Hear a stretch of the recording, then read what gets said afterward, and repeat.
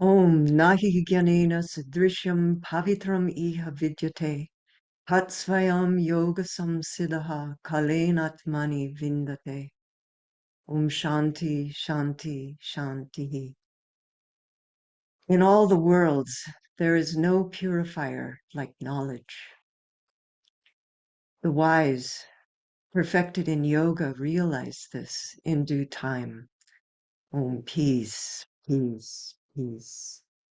Om Sahana Vavatu Sahano Bhanaktu Sahaviryam Karavavahoy Tejasvi Navadi Tamastu Ma Vidvi Shavahoy. Om Shanti Shanti Shanti. May Brahman protect us. May Brahman sustain us. May Brahman illumine our consciousness. May we not find fault with each other, with the teachers, and with the teachings. And may what we study be a source of inspiration to us eternally. Om peace, peace, peace. May peace be unto us. May peace be unto all living beings. Om Hari Om Tat Sat. Namaste and welcome. We are back on the study of the Encomium, which we've been continuing now for, must be about 3 months.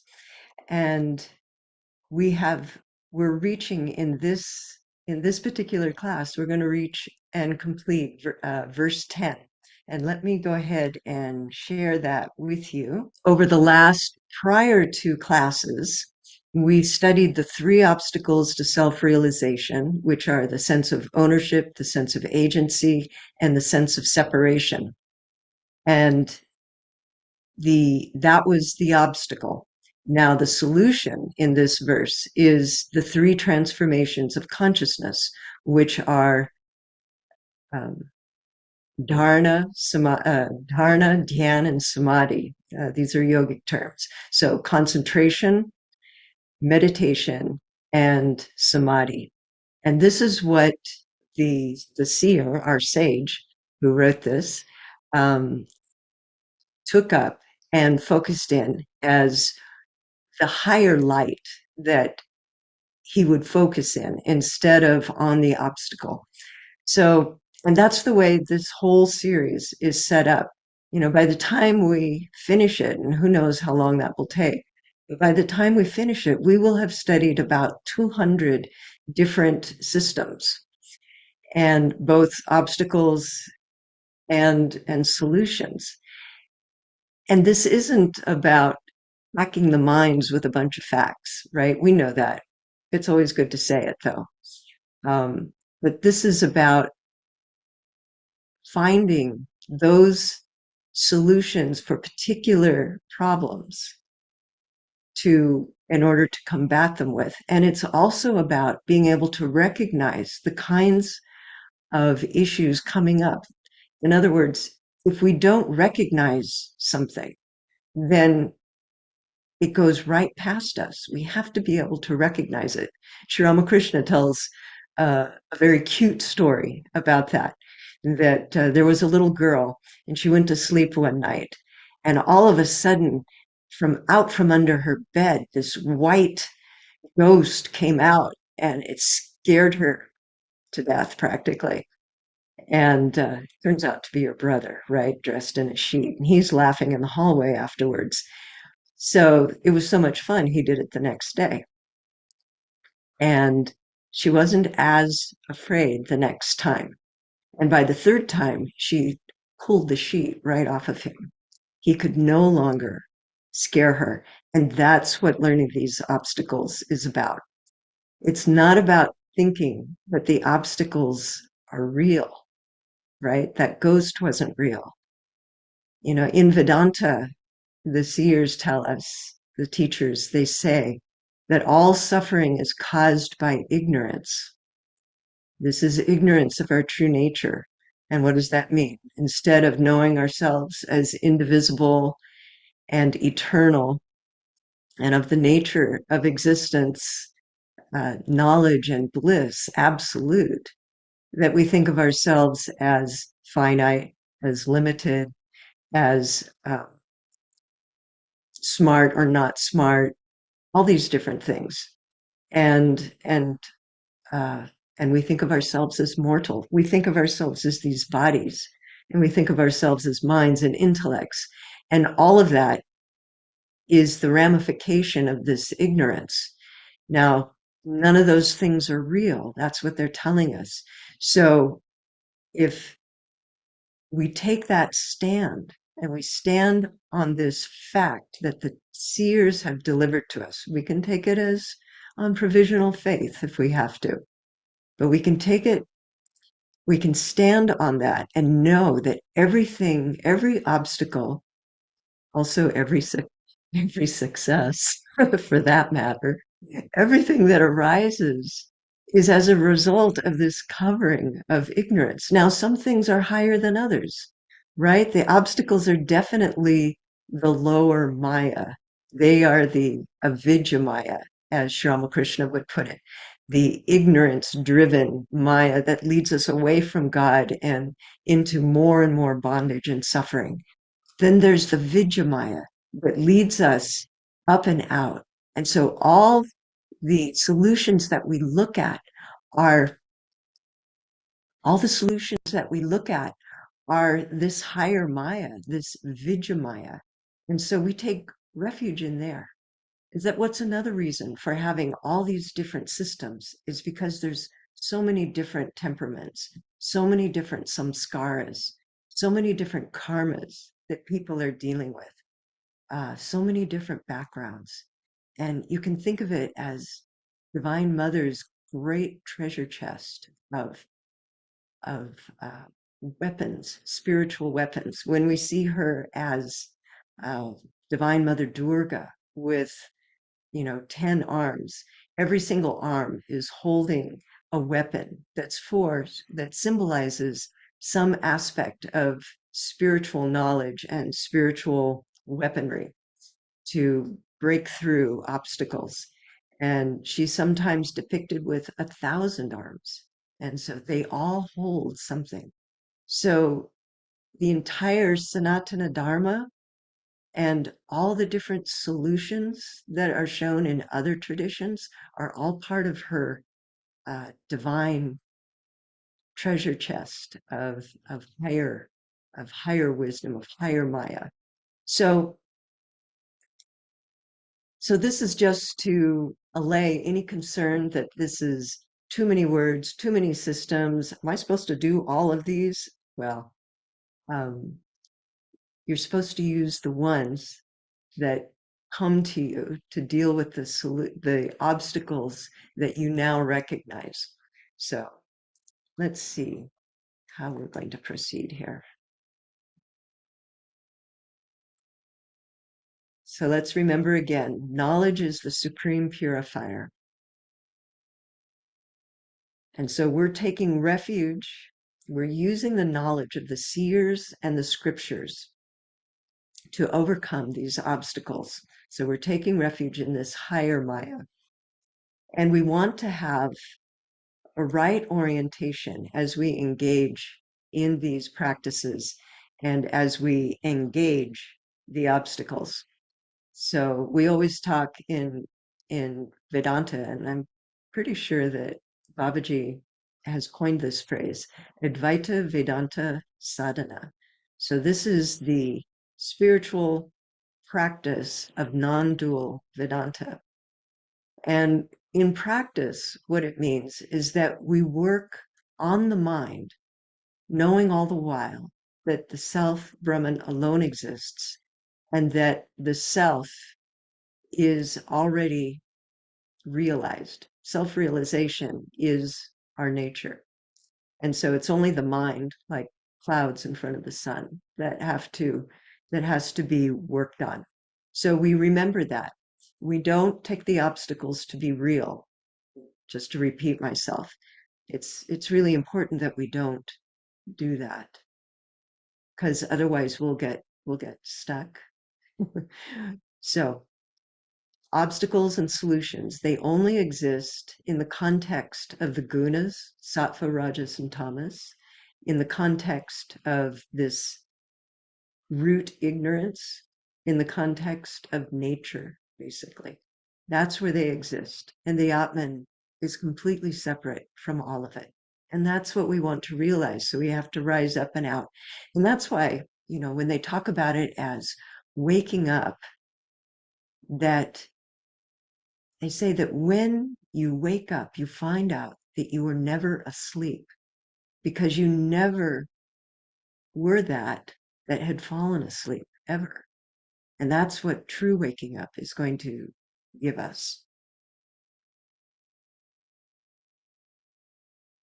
So in that verse 9, when the sage takes refuge in those three transformations of consciousness in yoga to overcome the sense of ownership, agency, and separation, he applied himself to attaining these.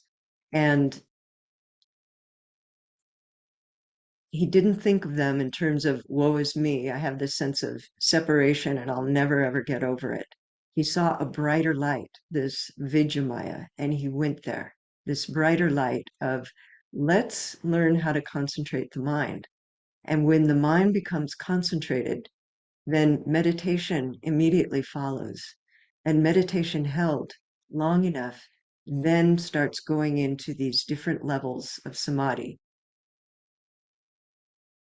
So, because the challenge for most people in the practice of meditation is just even getting to the stage of concentration, the last two classes, we visited the 9 vikshepas, which were the 9 distractions, and we're actually going to take them up again in a several verses down the road. But these 9 vikshepas are things that arise when we're not able to hold concentration.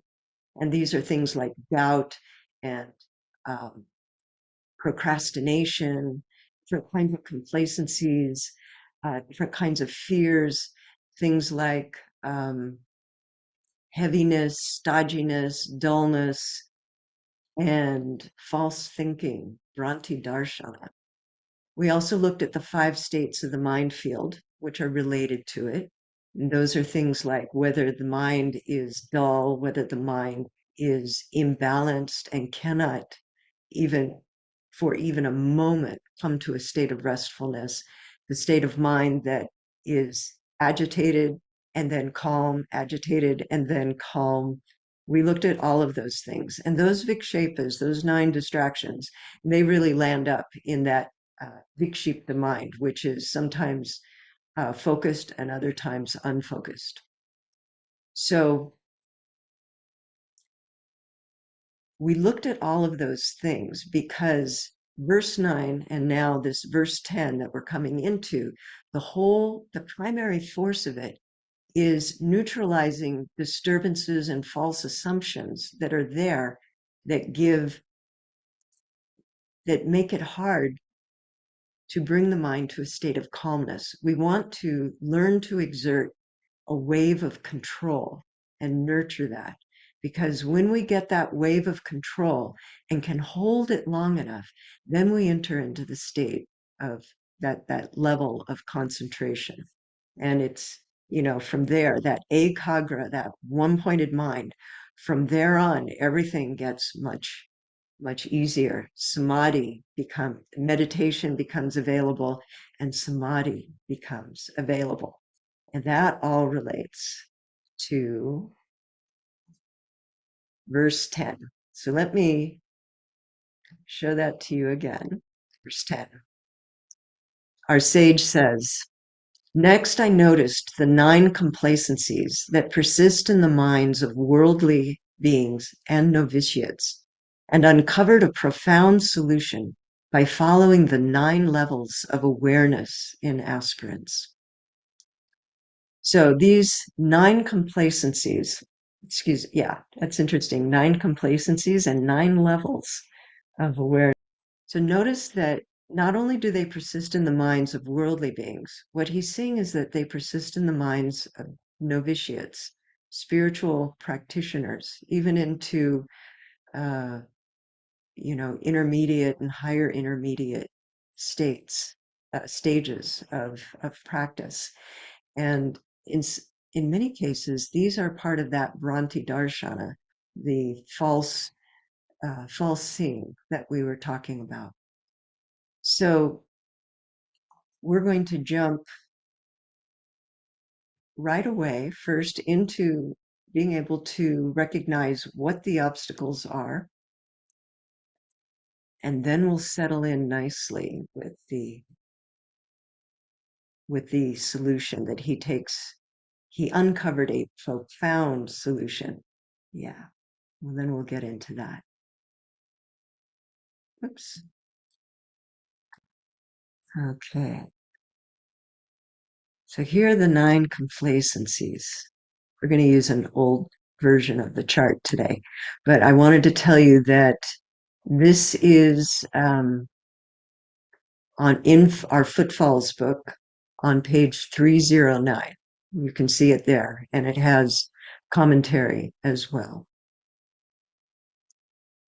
So these 9 are another way to flesh out what happens what leads to the procrastination, inadvertence, laziness, inattentiveness. I'm listing some of the qualities and aspects of those 9 antaryayas or vikshepas, the 9 distractions that we talked about. Superficiality, sensuality, backsliding, failure to gain higher ground. All these things can also spring out of these complacencies. Now, notice that the 4 spiritual complacencies, we might call them internal complacencies, because they're taking place in the mind and in the intellect. And I would say that, especially for those of us who consider ourselves spiritual, if we have a residue of these, they're kind of hiding in the unconscious mind. And so giving some thought to each of these is really helpful to kind of bring them up out of hiding, so to speak. We can also find them in the external complacencies as the source of these. So these 4, you could think of them in this sense as being, like Bhranti darshanas. Somewhere we have this almost instinctive perspective. We were raised in it. Past lifetimes, we may have been raised in it. That, matter, here it says matter gives realization. We can also say there's this maybe a deep down gut reaction that, everything, I can be comfortable in the world. I can, the world is my oyster kind of thing, that, I'm seeking comfort in the world. So matter, that's like involving oneself in matter. And so we think that everything will be okay, and that eventually in this world, in this body, and because of this body, I will eventually get self-realization. Another one might be, if I just give up things, then I will get realization. Now, one of the things that we're taught early on in spiritual life, in Vedanta, is that we're not supposed to engage in any action with an expectation of return. That, to the act we have the right, but not to the fruits thereof. We're supposed to be detached. And so if we go into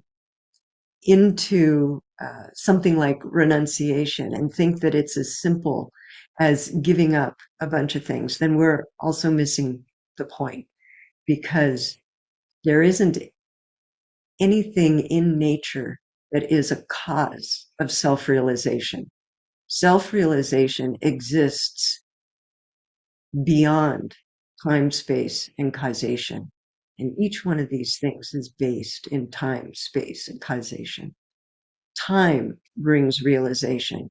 Well, if I just wait it out, I know that I'm the Atman. And eventually this lifetime or another lifetime, I'll eventually feel like I can, have the motivation, the deep motivation to uh, do spiritual practices and eventually realize my true nature. And so that's thinking in terms of time, and it's a complacency. And all of these things, because they're based in time, space, and causation, they really lend themselves to procrastination. Destiny or luck gives realization. And a lot of people are waiting for that. In fact, there's so many stories about people who, are doing some mundane, ordinary, earthly thing, and suddenly they have this awakening experience, and then they think that they are fully awake at that point. um, anyway, maybe it works in some cases, but then other people hear about it and they think that, oh, well, that will happen to me too. So these are some of the false stories and expectations that might be lurking inside of us. So when we hold, or when anybody holds these kinds of uh, root misconceptions, these are all a matter of wrong orientation as well. Then with that procrastination, that inadvertence springing out of these things, then we can, we end up doing these other things, earning wealth. Okay. Now, just to jump to the chase, what this is describing here are those,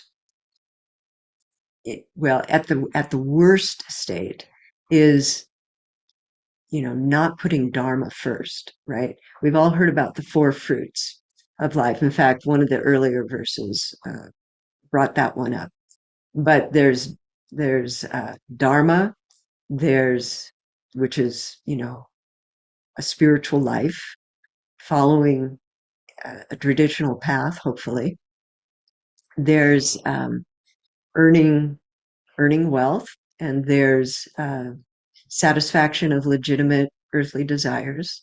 And then finally, there's liberation. Those are the four fruits granted by the Divine Mother, and it's also in the Vedic system as well, the four fruits of life.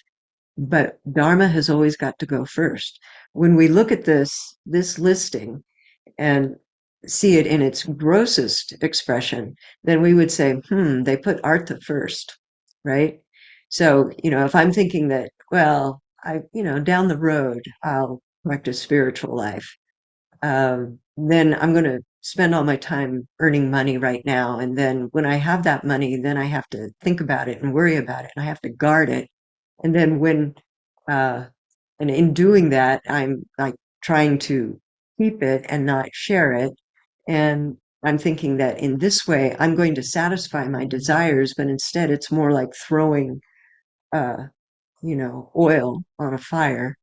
And pretty soon, without realizing it, the purpose of life becomes seeking enjoyment. So I know all of us know this, but it's good to like really think about how these first four, these internal or spiritual complacencies, lead to this. And and then, we look around ourselves and we see people who most of us have to go out there and earn a living, and there's nothing wrong with that. But again, back to this, this is taking place in nature, and it's not the purpose of life. And when we get our perspective uh, out of whack, then that's where the stress comes, and the anxiety, and the futurizing, and the worrying about what's going to happen, instead of, you know, coming back to the Atman, or taking refuge in the chosen ideal, and letting everything unfold. If we allow things, if we allow uh, this natural desires, and the earning of wealth, and our security in all different ways. If we allow that to unfold from the sense of ultimate security in the truth of our divine nature, or at the feet of our chosen ideal, then everything operates in harmony. So, yeah, let me see if I've got some additional notes about this.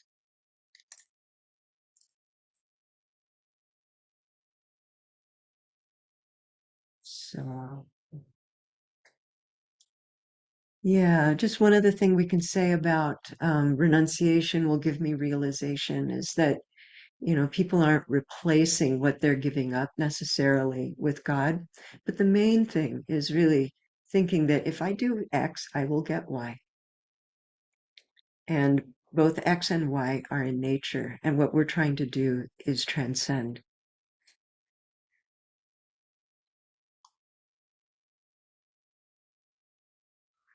Then one more before we turn to the solution that the sage comes up with. I want to share uh, I want to share a teaching that Babaji gave from, I think this is from a Raja Yoga lesson. And he looked at these five external complacencies in terms of, through analysis of them, they help us develop our detachment. So he called them 5 steps to vairagya, that's detachment. So he says adherence, these external complacencies are adherence to mundane social conventions, which, when recognized as pain bearing, lead one to detachment. So when we recognize each one of these, earning wealth, guarding wealth, keeping wealth, as pain bearing, then our detachment will increase. So with earning wealth, he said, and these are my just little brief notes. One finds that all the ways of earning wealth are painful and exploitative. So one seeks ways of right livelihood and develops the attitude of serving others. As soon as whatever work that we're in, as soon as we give it that shift of serving God in whatever way that work is presenting itself, then we shift it out of klista vrittis into aklista vritti, right? Into non-pain bearing. So obtaining wealth and storing it. One finds the storing of wealth is painful. It causes anxiety and causes one to rethink this convention of storing wealth and develop some new ideas around it that leads to detachment. So there are plenty of people out there who have had the experience of having a lot of money. And when you have a lot of money, and that can be, that's going to be a relative term, that when one has a lot of money, then one automatically thinks about how they can keep it. So it's in the mind. Sri Ramakrishna said that anything kept near a mirror reflects in it. So this remembrance of, oh, I've got a lot of money, now I want to hang on to it, is reflecting in the mind, and it becomes a source of distraction when one sits for meditation. Oh, anyway, we can all think of how that works. And I was thinking about this one earlier today and remembering a story I guess it's out of the Itihasa, and it's called the 7 jars of gold. And I think this man somehow got control of a ghost. And he said, and he'd been really, really poor all his life. And so he said, when the ghost came, he said, okay, I want to have 7 jars of gold. And so the ghost gave him 7 jars of gold. And so the man, all excited,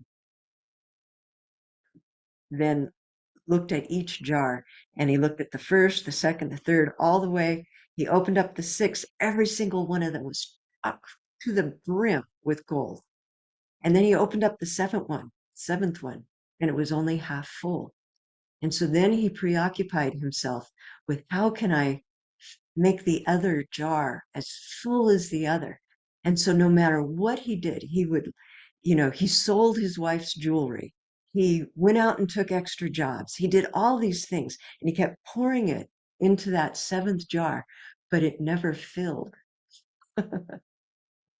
Finally, he talked to his teacher about it because it had created such anxiety in his mind. And his teacher said, that's right, the 7th jar never fills. So people who have had a lot of money and I would say, if they're on a spiritual path or on a dharmic path of some sort, and they share it, they lose it, whatever, they suddenly find that and they keep their spiritual life intact, they suddenly find that they're a whole lot more at ease than when they had all of this. And then when money does come, it's like, oh, I see, money goes, money comes, let me share. When it comes, let me just share it, even when there's not that much, share what I have. And it just flows. Money is meant to flow. So it's not meant, it's mother's abundance. We shouldn't let it cause anxiety. We should have mastery over it and never worry about it. So that's, it's just part of nature. So accumulation of wealth, luxury, and pleasures. One realizes that these are temporary, so there is no point in hoarding them. And therefore one develops no permanency of feeling around security based on objects. Isn't that beautiful? One realizes that the accumulation of wealth, luxury, and pleasures, that these are temporary, so there's no point in hoarding them. And one develops no permanency of feeling around security based upon them. Then accumulation of objects and experiences, that's like satisfying desires. No matter how many objects of the senses one enjoys, one is never satiated. Another indication of that 7th jar. Self-gratifying actions, again, seeking enjoyment. And the problem is seeking it, when Babaji talks about, and Swami Vivekananda talk about exquisite enjoyment, this is enjoyment that just comes, right? Be satisfied, as Shankara says, be satisfied with what comes to you as a result of prior karma. Don't go seeking it and creating more karma.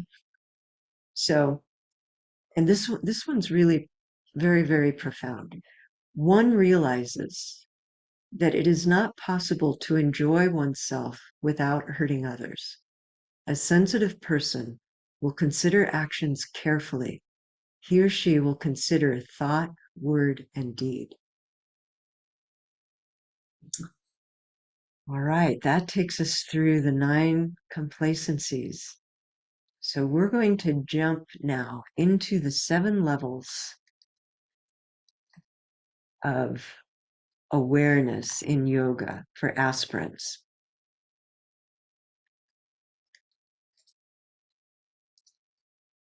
Let me show you a screen here.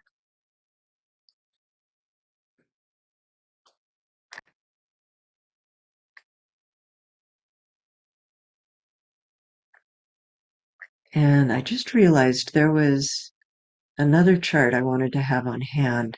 Just give me 1 second. Okay.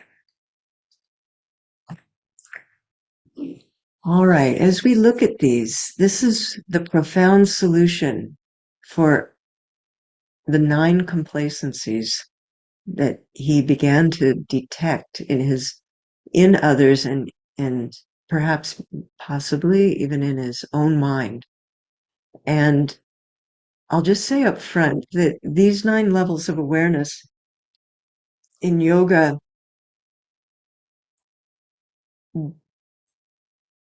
they kind of mirror the different kinds of samadhi. So that's why I said that verse 9 and verse 10 have a lot to do with gaining the ability to exert control, a wave of control to hold the mind steady. And when we talked about, like, in those the 3 transformations of consciousness, the first one is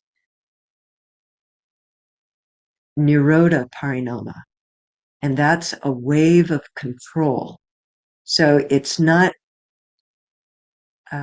meditation yet. It's more like reaching into dharana, concentration. So Babaji let me tell you where this chart is. This 9 levels of awareness is on page 409 of Footfalls. And in Footfalls, Babaji states that Patanjali's focus on these levels is on the intensity of detachment, as this informs one's spiritual practice. And as we've talked about quite a bit already, this detachment is what's going to help release us from from the distractions. It's going to begin neutralizing distractions. When Babaji talks about, in the past, he used to talk about how if we keep our minds in focus and concentrated and learn to enjoy doing that, not just when we sit for meditation and attain a level of concentration, but even in our day-to-day life, that we do things, as they say, mindfully. That means focused, not letting other things impede, not unless you absolutely have to, not what's the word for it? Not multitask, because it's when we lose our focus that stray arrows hit. And what are those stray arrows? They are those uh, complacencies. They are those vikshepas that we talked about. So, in order to get into this first level, Babaji points out that we need to have the ability to reason and discriminate between knowledge and ignorance, between good and bad. And, that in itself is not enough for enlightenment. So we have to go further. So when the sage takes this up as a profound solution, he's talking about going step by step in each of these. So, because it's possible, especially for novitiates, that when we hear about, discrimination and detachment, the first part, discrimination, is knowing the difference between what's real and unreal, what's changing and unchanging, eternal and non-eternal, what has its own existence and what's borrowing that existence and showing itself up. We learn to do that, but we may develop a habit of just hanging out in that. I mean, it's such a relief, really, in the beginning of spiritual life to be able to make these distinctions. I mean, and it's essential. But the next step is detaching from those things that we found not to be the real, not to be the eternal, not to be the unchanging.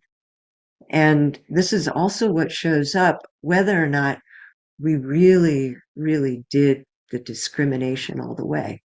So, because, if we think about somebody like Swami Vivekananda and others, as soon as they saw what was pain bearing, they gave it up.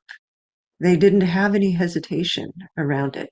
So we may have to develop, being able to go to that step.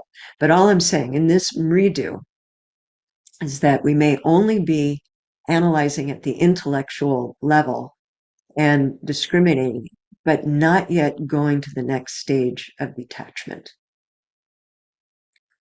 From lesson 19 in the Raja Yoga series, Babaji also says this about the Vitarka Pragya.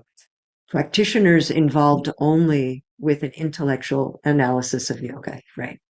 And then, but in Vichara, he says a practitioner who is able not only to discern the difference between knowledge and ignorance, but who can maintain a certain level of mental alertness.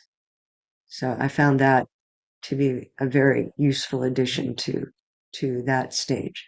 Okay, now moving on to the Madhya, the middling level. So in this one,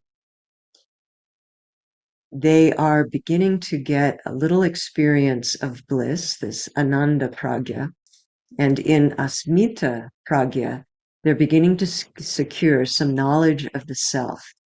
In the commentary in Footfalls, Babaji makes the note that, at this middling level, these things may be occurring, but they don't really know exactly what's going on yet. They haven't taken it to a deeper level. But they're starting to get some experience. And hopefully, in order to move forward, this direct experience, well, I want to have more of that. And it's leading ideally to more detachment and more intensity of practice. So here, that's where we get to the adimatra, the more intense level. And here we see that in order to get to this level, we have to begin to subjugate our desires. So we've had some experience of bliss, and maybe we've noticed that desires at an earthly level conflict with this.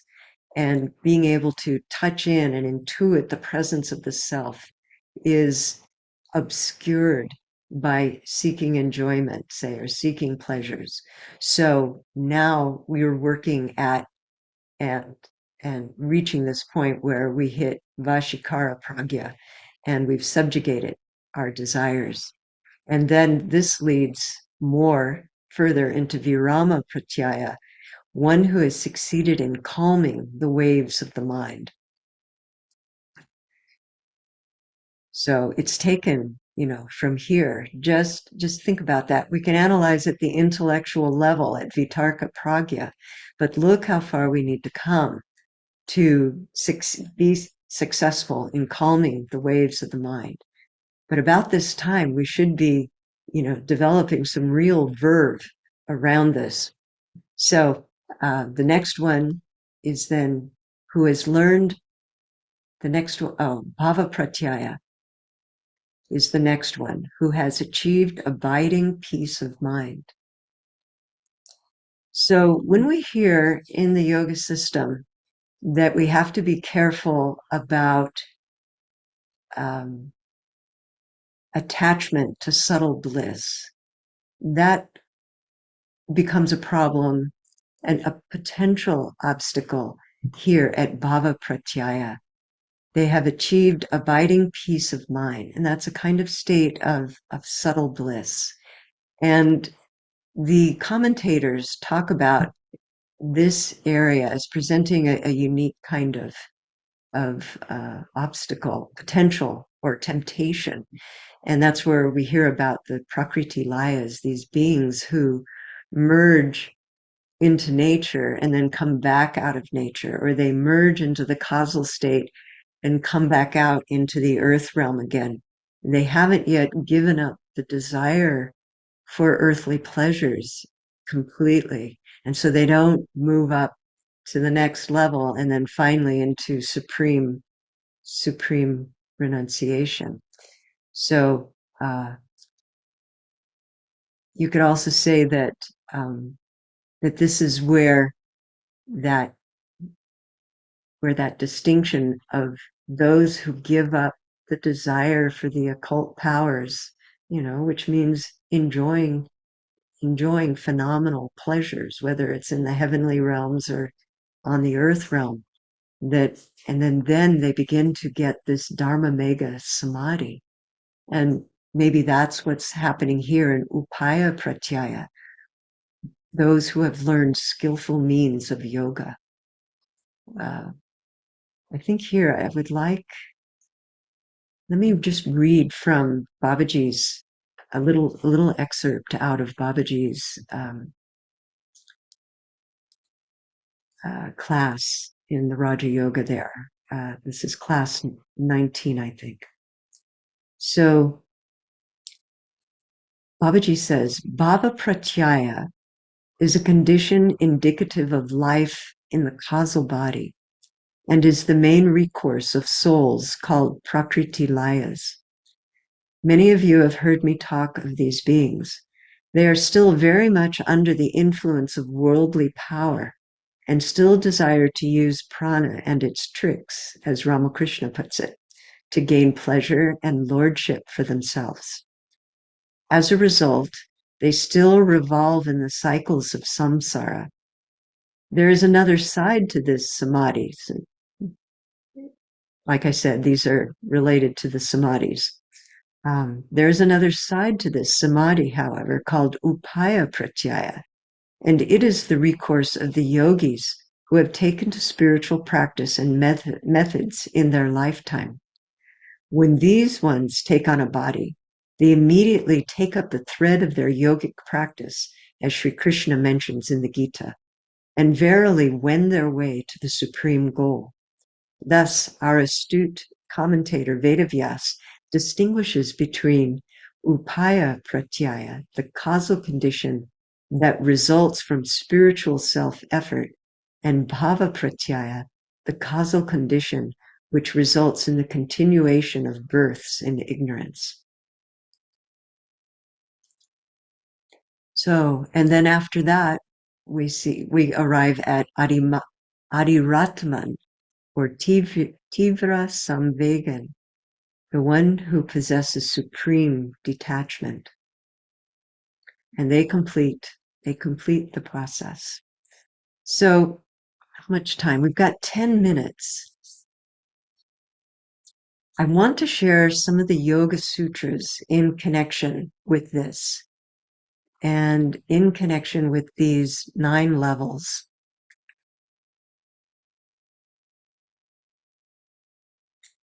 It's always good to hear Patanjali's own words. So what kicks in the Yoga Sutras, the part of it that kicks off this teaching of the 9 levels, and it's connected in with the samadhis. He's been talking about samadhis, and this is in the first pada or section of the Yoga Sutras. And let me start a little bit. Yeah, let's start with the second one. Progress in yoga is imminent for those whose efforts are intense. Variegations exist, differences exist among these advanced beings as well, who are divided into meek, moderate, and intense levels of practitioner. Prior to that, and very much a part of why our sage has taken this level of practice up in order to combat the 9 complacencies, is combining spiritual practice with mature detachment, steadiness, leading to proper exertion ensues. So combining spiritual practice with mature detachment, then steadiness leading to proper exertion. That's always really important, to exert in the proper way. So at the Mridu level, I selected this verse. Faith, intelligence, memory, and the power to discriminate afford others the awakening of wisdom leading to samadhi. So that's sort of like, if we want to we need to have this faith and intelligence and memory and the power to discriminate, even to get to this mridu, mild level. Then his verse 14, yogic practice, in any case, is only set upon a firm foundation when it is avidly sought after, dedicated reverence, and for an extended and uninterrupted period of time. And so, yeah, that happens if I move my cursor the wrong way. Okay. And then he says, control of the vrittis, those are the thought waves, is achieved by constant effort combined with renunciation. And this is always, what Patanjali is telling us and the teachers are telling us is that all of our spiritual practice needs to come hand in hand with this detachment and self-control. And then verse 15 says, that masterful attainment of clear seeing, which results after the seeker gains experience and finally loses all desire for phenomenal experience, and which is supported by the scriptures of religious tradition, is designated as true detachment. And then that leads us right into that highest level. That discernment which proceeds from the sentient self that has left off with desires and has successfully detached from the modes of nature is said to be of the superior type. So that discernment which proceeds from the sentient self that has left off with desires and has successfully detached from the modes of nature, that means from the gunas, is said to be of the superior type. So we've had a lot of yoga in these last two verses. And I wanted, we kicked off that last chart with that statement that progress in yoga is imminent for the extremely energetic. And as I was preparing for this class and looking through some of Babaji's Raja Yoga lessons, I came across a question by one of the students. And it's the sort of thing that is going to come up for so many of us who have to engage with the world, who have to earn a living, all those things. So this is going to, just settle yourself in and take a couple of breaths. It's not going to take that long. But I'm going to go ahead and read it. And I think some of us will find it useful. So this person writes, quote, success is speedy for the extremely energetic. This statement has made a distinct impression with me. My mind keeps going back to it, and I interpret the message to be a calling to cut out the non-essentials in my life, to stay with dharma, and to not go with pleasure. The message cuts through like a sword. Anything that falls short of 100% commitment to God is an obstacle to success. I want to eliminate obstacles. So I've been trying to ask myself the questions. Does what I'm doing bring me closer to God? Does what I'm thinking bring me closer to God? Does what I'm saying bring me closer to God, etc.? This helps me to develop discrimination. The more awareness I give to this question, the more clarity I find. The statement you made, when this person says you, they mean Babaji. The statement you made about experiencing God in everything you do has been so powerful for me. I realize how true that path is, that to know God in yourself is to know God in others, and vice versa. That to know God in others is to know God in yourself. So here's the question this person asks. How rigidly must I live in the world with this perspective? How rigidly must I live in the world with this perspective? And Babaji replied, the ideal must never be compromised, that is certain. Otherwise, it will be lost sight of.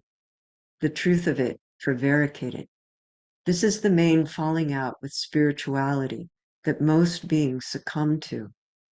Having said that with all due emphasis, it can also be said that as long as one is in the embodied state, one must needs fence with the world in order to gain a position of mastery over it.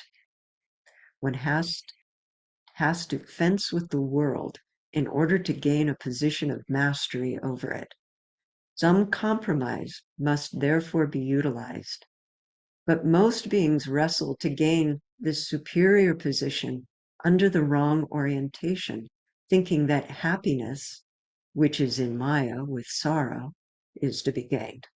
Thinking that happiness is to be gained, but happiness is in Maya along with sorrow, and falsely equating the idea of mastery with ego over lordship.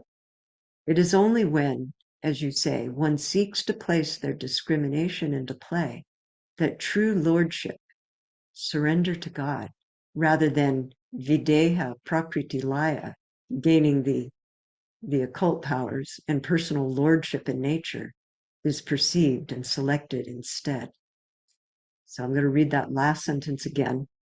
It is only when one seeks to place their discrimination into play that true lordship, rather than gaining the occult powers and personal lordship in nature, is perceived and selected instead. So that brings us to the end of this session. In our next class, we're going to be entering into teachings in Tantra about Maya. It's going to be about the evolutes of Maya and Samkhya. So it's going to be a very wonderful juxtaposition of those teachings. So let me close with a prayer. Om asato ma sadgamaya, tamaso ma jyotir gamaya, mrichor ma amritam gamaya, abhira bhira maedi, rudrayate dakshinam mukam, tenamam pahinicham, om shanti, shanti, shanti. O Lord and Mother of the universe, lead us from lower truth to higher truth. Lead us from darkness to light. Lead us from the illusion of death to realization of eternal existence. Reach us through and through with thy sweet and benign presence. Om peace, peace, peace. May peace be unto us. May peace be unto all living beings. Om Hari Om Tat Sat.